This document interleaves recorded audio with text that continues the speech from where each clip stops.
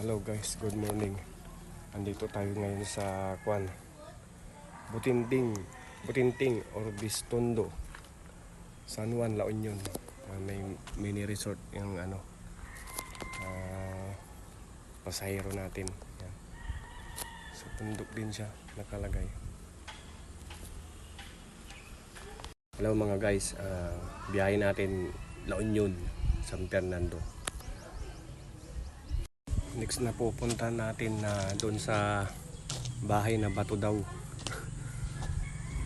Luto na yung papaya.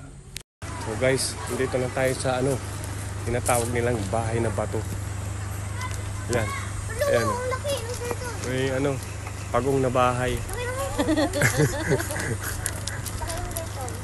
Ito pala yung bahay na bato. Sali yung pagong. Ito mga guys, yung pagong na bahay, nakabahay na bato. Yan. Yan. Bato di Lona.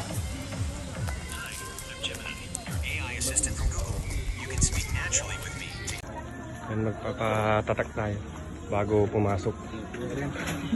Thank you. Yan. May tatak tayo. Bahay na bato. Yun. May mga sila, puro bato-bato. May tinawag na bahay na bato kasi puro bato. Tapos ito, meron siyang nakasulat na kamay. Tapos yung mga pagong doon, may padlock. Yan Yan guys, alamin natin kung ano yung history ng bahay na bato. Say hi. Yan guys. Ito guys, bahay bato di Lona artist Mr. Kim. Maybe Chinese ito. Si Kim yung apelyido niya. So ayun guys, napasok natin yung loob ng pagong na bato. Mayroon pang pating. Kanganga. Pating. So kung makikita yung guys, maluwag siya. Maluwag yung place. Yan. Maluwag yung place niya. Maraming pwedeng puro pagong nga. Yung dito kung mapapansin nyo guys. Yan, puro pagong. Ayan guys, kung mapapansin nyo guys. Dito sa pagong na bato. Ang nakapalibot dito ay puro pagong din. Ito yung mga guys. Puro pagong. Puro pagong makikita nyo na puro bato talaga. Ayan. Ayan. Puro bato. Punta tayo sa ibang Tapos dito nyo makikita yung malaking sapatos na nawawala. Ayun Yun yung nawawala ng sapatos na kaya yung nakatams. Ayan. Tinitignan ko mga guys kung saan siya dumaan. Meron palang to. May daanan sa likod. But guys, tignan nyo. Ayan, may daanan sa likod. Pati yung mga itlog na napisa. Ang itlog ng dinosaur. Nandito din yung mga mga idol, palaka. Kalakba kung tawagin. Ano yung tawag dito? Lizard ba yun? Saka ito. Bumaon na pating. Kaya siyempre yung pinaka-popular dito, sabi ko nga, yung pagong. Kasi wala kang makikita dito, puro pagong na bato. Ayan Kasi nga ito yung bato na pagong. Katabi ng bahay na bato. Tapos mayroon to mga idol. Hindi ko alam kung anong ibig sabihin nung nakasulat na to. Ayan doon guys, tingnan natin yung din nila doon. Mayroon doon. Yung mga handmade na kahoy bato or what. Ayan. Ito yung mga Ayan yung mga handmade na gawa ng mga ninuno o sinauna. Ayan. Ayan, nandito si pala, General Bato. Ayan. Ito yung mga ano nila, wood craft nila. Yung mga gawa ng mga kwan. Yan. Mga kahoy na kwan nito. Mga matitigas na kahoy. Yun mga guys, so ito pala yung bahay na bato. First time ko rin to na mapuntahan. Kung may bato na skeleton. Ngayon ko kung anong buto. Meron siyang mata. Ano to eh? Parang skeleton na kwan. Na kung palaka or pero mahaba yung ano niya. Tick niya, yung tinik. Yan. Yan, pating. Simpleng ano lang din to. Simple lang na kwan. Yun nga lang, di natin alam kung anong talagang pinangyarihan ng pinanggalingan ng bahay na bato na ito, story. Kasi may mga rabbit, may pagong. Kasi ito guys, magkatabi. Yung bahay na bato saka pagong na bato, bahay. Pagong na bahay na bato. So, yun. So, pagka napunta kayo dito sa bahay na bato na tinatawag, hindi lang pala bahay na bato ang makikita dito, kundi yung pagong na bato. Magkatabi lang sila. So, titignan natin guys yung artist nito. Mayroon daw dito nakasulat dito. Punta natin kung saan. Ito daw mga idol yung artist ng bahay na bato sa pagong na bahay na bato. Ito. Yeah. Mr. Kim. Siguro Chinese ito. Kasi Kim yung niya or Korean. Korean siguro to. Guys, may nag-request kasama daw sa ating vlog si... Anong pangalan mo?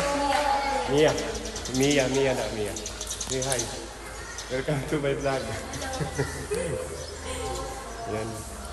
So, yun. Nakita natin yung mga idol. Yung artist ng bahay na bato saka pagong na bato. Ito yun, pagong na bato. Saka yan yung bahay na bato. Ngayon nyo guys, may mga nakasabit na kwan. Mga dinaing na pirana yata yan. Pirana kasi yung tigas ng kwan niya. Pero totoo mga idol ano lang yun, dinaing lang ba? Dinaing. Ayan may butiti pa yan. So ayan guys, ito yung pangalawang napuntaan natin doon. Yung unang pinuntahan natin yung mini resort sa Butingting.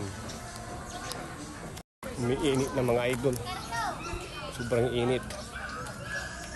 So ayun guys, nalibot na natin yung bahay na bato at pagong na bato. So pupunta na tayo sa next destination. Ewan ko kung saan yung next destination nila. Pero grabe mga idol biruin nyo. Itong kaliit lang na to na 50 pesos. Mahal no. Mga guys, ito yung pangatlong destination namin. Bell Tower daw. So, parang bell tower lang. Bell tower kasi alam mo kung bakit. Hindi siya buo. Kalahati lang yung tower nila. So, parang lumubog na yata ito. Tignan yung mabuti mga idol kung gaano kalaki yung bell tower nila. Ayan Tignan natin yung mga nakasulat dito na kwan. Ayan Hinila sa natatanging nitong kahalagahan sa pamanang pangkalinagan sa sambayan ng Pilipino. Batayan ng La Union, Luna. Pambansang yaman siya. 2014. Nobyembre. Ano pa lang to? Bago lang to. Hindi siya old. Siya malapit siya sa dagat.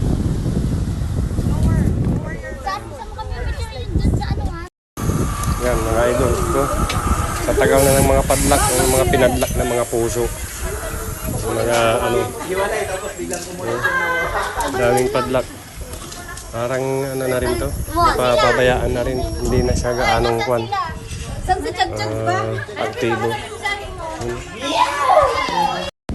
Siguro mga idol pagdating ng panahon or sa mga susunod na kwan.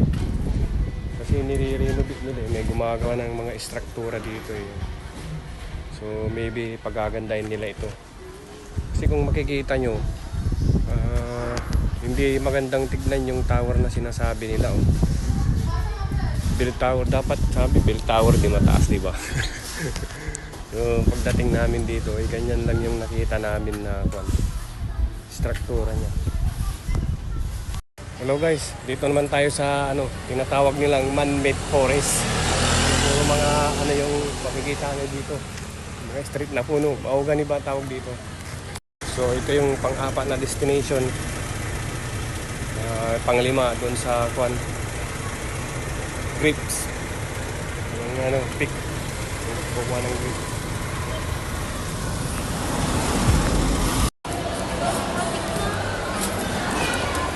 Another destination. Dito naman tayo sa school mga guys.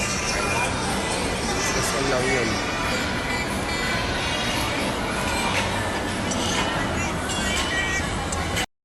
Napansin ako dito mga guys, kakaiba yung floor ng hagdan nila.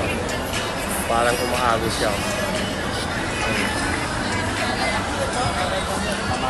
Lakad-lakad muna mga idol. Palamig muna tayo saglit. Ito na yung last destination natin mga idol. Picking grapes. Picking grapes. Last destination natin. Yan. Marami. Hi vlog! Welcome to my guys! Marami, ayan o.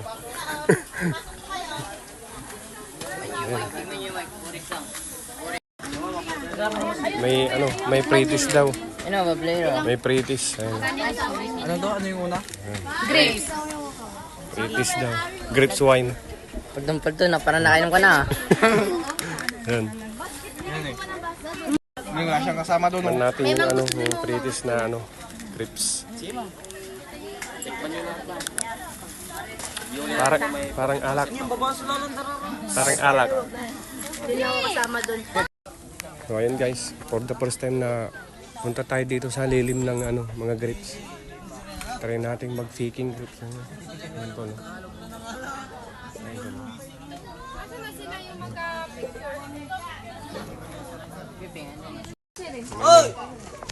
Sing kulay ng kuko ko. Yung grapes ha.